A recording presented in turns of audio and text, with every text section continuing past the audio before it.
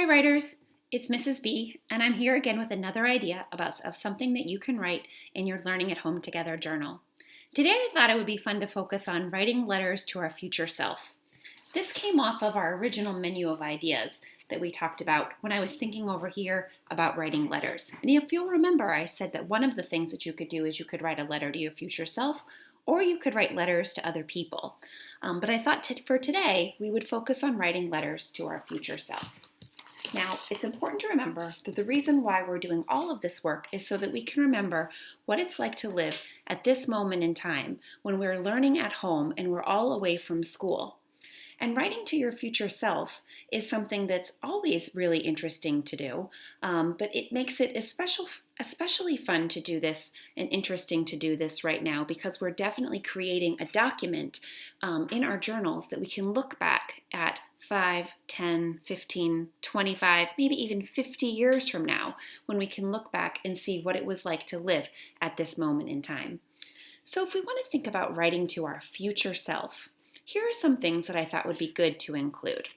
The first thing that I would want to include in my letter to my future self would be my age. How old am I right now?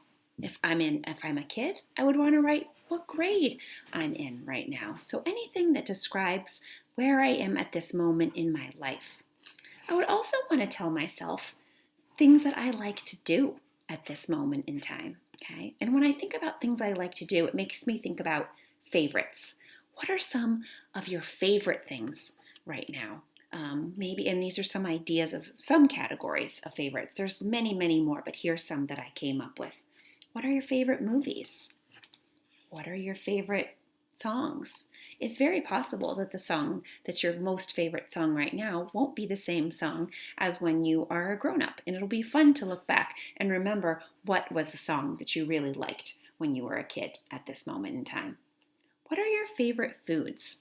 I think this is really an interesting thing to write because I know looking back when I was a kid, you could not have paid me to eat a tomato. I thought they were the absolute worst. And now, tomatoes, totally love them. So things do change over time, and it's interesting to see how you are different as an adult than when you were as a kid. It might be interesting to write down some of your favorite books. Okay? Maybe some favorite friends. Who are the people that you most like to spend time with? Okay? Favorite subject. What's the thing in school that you really, really are excited about? Mine was always reading, which is probably no surprise to you. I also really loved art class, and I still do love creating. Maybe you have a favorite sport that you like to play. And maybe there are some games that you like to play, and those could be board games or those could be video games. But you want to make sure that you're writing all of those things down so many years from now you'll be able to look back and remember all of those things. You're not going to believe me when I tell you this as a kid, but as you get older, you sometimes do forget these things. So this letter to your future self will help ensure that you'll be able to remember these things when you are a grown-up. Some other things that you might want to include in your letter to your future self are things that you dislike. That kind of goes back to my tomato example. There were lots of things that I didn't like. I didn't like cleaning my room when I was a kid at all. I would avoid it at all costs. And now it's not that I love cleaning my room, but boy, I love it when my bed is made every morning. And I love it when all of my clothes are hung up in my closet neatly. Did not like that as a kid, but I'm all over it now as a grown-up. And it's fun to look back and remember those kinds of things about myself as a kid. Okay? Another thing to include in your letter to your future self is some information about your family right now. I found an old journal of mine that I wrote when I was in 5th grade. And in that journal, I was talking about my brother when he was 2 years old. And it was so fun to see how I was describing him as a 2-year-old. Because right now, my brother is one of my most favorite people in the world. And to see how I was describing him as a baby was really, really fun. So tell your future self what your family is like right now. I also hope that in your letter to your future self, you will include, my document camera went to sleep, that you will include your hopes and dreams. And when I say hopes and dreams, That can really be anything that you want it to be. It could be things that you hope to do when we can go back to school and that we're not learning at home anymore. They could be hopes for things that are coming years from now. They could also be hopes for things that you think you might want to be when you grow up. Okay, I'll leave that up to you.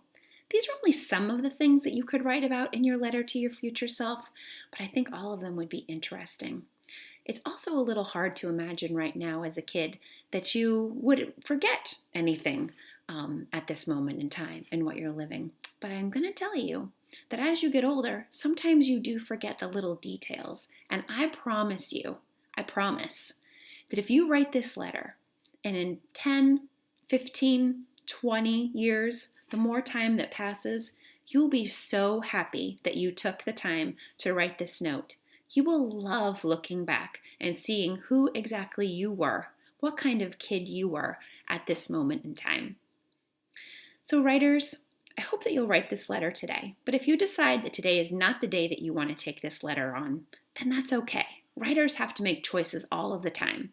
I do hope that sometime while we're home, that you will write this letter in your journal for yourself. And if this just doesn't do it today, you can always go back and you can choose another idea or any other idea that you have from this list, or like I said, any other idea that you might have. Okay, so writers, I'll just leave this right here. So if you want to pause this video, it will be waiting for you to help you think through this. But that's it for this time. I hope you have a great rest of the day, and I'll see you very soon. Off you go.